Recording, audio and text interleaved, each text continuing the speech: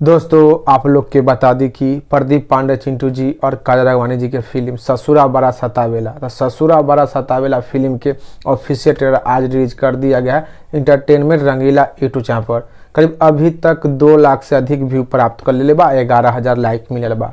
तो आप लोग भी जाई इंटरटेनमेंट रंगीला यूट्यूब चैनल पर और ससुरा बड़ा सतावेला फिल्म के ऑफिशियल ट्रेलर देखी और देखकर नीचे कमेंट बॉक्स में बताइए कि आप लोग को देखने में कैसा लगा।